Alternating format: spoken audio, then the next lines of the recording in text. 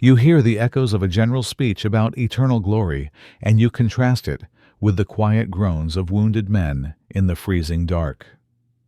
Glory, you understand, is not found in the lived experience. It is found in the story someone else tells, long after you are dead. It is a monument built on top of unmarked graves. And that is when you grasp the fundamental truth. The thing that never breaks is not Rome itself. It is the brilliant coat of paint the empire uses to cover its cracks. Roman glory is unbroken because it is told as if it was never broken. And the one who writes that story is never the one who died. In the camp, there is a writer. He is a soldier, but his duty is not to fight. It is to record. He sits in the commander's tent each day composing the official reports of battle. You watch him sometimes. His hands are clean, his parchment is smooth, and his ink is a deep, solid black.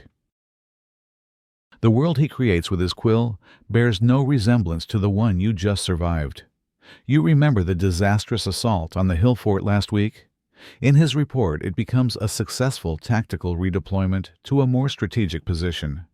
You remember the young boy from the supply train screaming as he bled out from a stray arrow. In the report, he is recorded as having made a brave sacrifice to secure the Legion's flank. The mud, the fear, the sheer chaotic stupidity of it all, it is wiped clean, replaced by a narrative of courage, strategy, and noble purpose. You once thought of confronting the writer. You wanted to grab his neat little scroll and ask him what battle he saw. But you stayed silent. Because the writer is alive, his hands are steady, and he has his orders. The truth is a useless and dangerous currency here. And in that silence, you understand. History is not written with truth. It is written by the will to survive and by the authority that survival grants. The living have the power to edit memory. The dead have none. Perhaps one day you too will survive all this. You will be the one with the right to tell the story. But what story will you tell? Will you speak of the gnawing fear in the dark of a stranger's ring, found in the wet sand, of a song that no one ever taught you? Or will you simply say what they expect you to say, "We fought for Rome"? The one who rewrites memory is the one who lives, but the one who lives the longest is sometimes no longer free. There is a man in the camp, an old legionary named Titus, who is about to be discharged. He has served his 25 years. The entire cohort celebrates him, slapping his back and sharing their meager wine rations. He has given his land grant a bronze diploma, certifying his citizenship and honors, and a new, clean cloak to replace his tattered one. He has everything a man is supposed to want. But when you look into his eyes, you don't see a man on the cusp of freedom. You see a man who is utterly lost. His gaze is distant, unfocused, as if scanning a horizon that is no longer there. The night before he is set to leave, you see him sitting alone by the fire. He is methodically sharpening his pugio, the dagger he is supposed to leave behind. His boots are placed neatly beside his bedroll, just as they would be in case of a night alarm. He looks up and sees you watching. "I don't know how to sleep," he says, his voice quiet, without hearing the changing of the guard. The next morning, he walks out of the camp gates without looking back. For a few weeks, the men talk of Titus and his new farm, his new life. Then, news filters back to the frontier. Titus has been seen in a nearby city. He has signed on with a mercenary company heading north. Not for the money, they say, but because he didn't know what else to do. You finally understand. The Legion doesn't hold you with chains or walls. It holds you with habit. It holds you with the phantom weight of armor on your shoulders and the muscle memory of 100 battles. It holds you with the scars on your soul and the emptiness of a night without a watch to stand. You can be discharged from the army. You can walk away from the camp. But the soldier inside you never truly leaves. The soldier never truly leaves. And what's more frightening is that society doesn't want him to. It wants to keep his way of life as a model. After the great conquests, new towns spring up like mushrooms around the old legionary forts. They are populated by discharged veterans like Titus, their families, and the local peoples they once subdued. And in these towns, you see the ghost of the barracks everywhere. The strict timetables, the obsession with order, the top-down hierarchy, so many of the rules that govern Roman life have their roots in the military camp. You see children in these frontier towns, learning to stand at attention, to recognize bugle calls, to eat at precise times, not as if they are playing, but as if they are training. You see shops arranged in neat straight lines like a cohort on parade. The very stones used to build their homes are often repurposed from the walls of a decommissioned fort. The legionary ethos of endurance, obedience, and silence is held up as the ideal for a good citizen. But where did this ideal come from? It came from the camps. It came from men who were broken down and rebuilt for a single purpose. It came from men who died before they ever had a chance to understand what freedom meant. You used to think a soldier's influence was confined to the battlefield. Now you see it is everywhere. The army doesn't just conquer land. It leaves behind a blueprint for how to live, a model that society eagerly copies. The wounds of the military are not left on the battlefield. They seep into the very foundations of daily life, into how people build their cities, raise their children, and even how they think. And you ask yourself a question that sends a chill down your spine. If everyone learns to live like a soldier, then who is left to live like a human being? The whole of society learned to live like soldiers. But no one taught them how to stop. And in the end, that is what killed the empire. You look back across the centuries, and you see it clearly now. For generations after its peak, the empire continued to function on muscle memory. It kept expanding, kept conquering, kept building more roads and more forts. But with each expansion, it grew weaker, stretching itself thin, like worn leather. The rot was internal. The ceaseless demand for conquest bred corruption and infighting. Officers driven by political ambition rather than duty stopped caring whether their men lived or died, as long as the report sent back to Rome sounded victorious. Civilians grew weary of the crushing taxes needed to feed the endless war machine. Soldiers grew tired of fighting for land they would never see again, for a victory that only led to another campaign. And yet no one dared to say stop. To stop was to admit weakness. To rest was to invite collapse. The relentless forward momentum was the only thing the empire knew. So by refusing to pause, Rome burned through the last of its reserves. It exhausted its farmlands, emptied its treasuries, and bled its population dry. When the enemies finally arrived at the gates in force, the empire wasn't pierced by a single, mighty blow. It simply shattered. It broke from within, like a bridge collapsing under its own weight.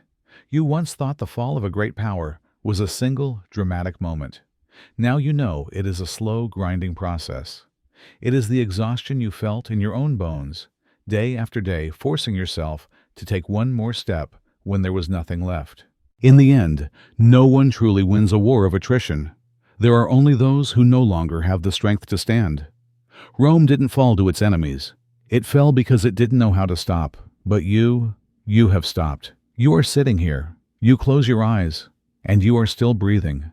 You look back over the entire journey, not as a story, but as a series of fading sensations.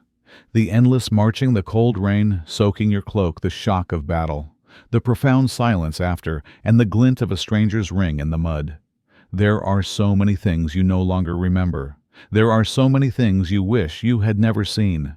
The faces of the dead have blurred, and the names of the towns have been forgotten.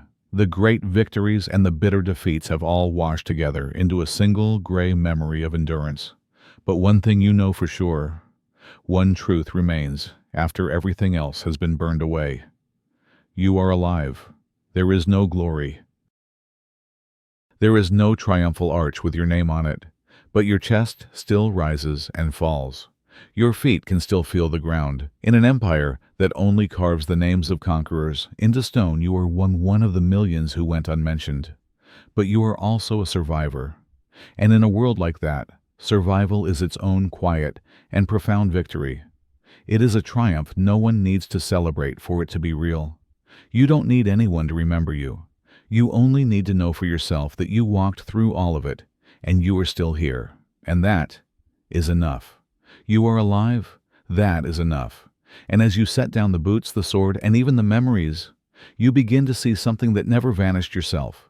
You untie the laces and take off your boots, the same boots that have been caked in mudblood and the dust of a dozen provinces. The leather is cracked and the heels are worn, but they have carried you here. Now, They are no longer needed. You place your bare feet on the cool, solid earth, and the feeling is a quiet shock. You lay your sword down in the grass beside you. There are no enemies to watch for. There are no orders to follow. There is only the soft sound of the wind. And for the first time, in as long as you can remember, you do not feel empty or vulnerable without a weapon in your hand. You feel light. You touch your own skin. It is still rough, still scarred, but the sensation is real. It is yours. Every step you ever took, every burden you ever carried, doesn't need to be retold or remembered by anyone else. It existed. It is written in the very fiber of your being, and it is still you. There is no legion name anymore. No rank, no slogan to recite. There is only your breath, gentle, steady, here, now. And you understand, beneath the helmet, behind the shield, inside the armor, you were always there. The person you were before all this was never truly lost. He was just buried. And as you let go of everything you were forced to carry, you can finally feel him again. You are no longer holding a sword. You are no longer wearing the boots, and then you realize you are no longer there either. All the sounds of the Roman camp have faded. There are no more shouted orders, no more bugle calls, no more marching feet. You can no longer smell the metallic tang of blood or the sweat of 1,000 men. You can no longer feel the chafe of armor cutting into your shoulders. Instead, there is a gentle hum in the room, the soft whir of a fan perhaps, the dim, warm glow of a distant light, and the steady, even rhythm of your own breathing. You are not on a battlefield in Gaul. You are not lost in the forest of Germania. You are not marching under a foreign sun. You are lying here, in your bed, in this moment. Everything that came before has receded, growing fainter and fainter like a landscape disappearing into the fog. It has all become a memory, a story that was told simply to help you close your eyes. And you don't need to think anymore. You don't need to step forward. You don't need to remember anything else. All you need to do is breathe, softly, because you have survived it all, and you have returned to yourself. You are no longer there. You are here, and here, there is no more blood, no more shouting. There is only sleep. There is no more blood under your feet, no more dust clinging to your brow. There are no more cries from wounds that cannot be seen. There are no more comrades who have lost their names, no more memories as heavy as wet armor. Everything now drifts away from you, layer by layer, as soft and quiet as smoke leaving smoldering wood. The entire world shrinks until it is nothing more than your own breath, gentle, slow, as even as a quiet tide. There is no one calling for you to wake up. There is no one waiting for an order. There are no dreams you need to stand guard against. There is only you in the deep and earned sleep of one who has passed through the fire. There is no more victory here. There is no more defeat. There is only sleep and the gentleness that you deserve. Breathe in slowly and breathe out deeply. Everything has passed, and you don't need to hold on to it anymore. And so you rest. The story is over. The long march is done. Sleep now, sleep.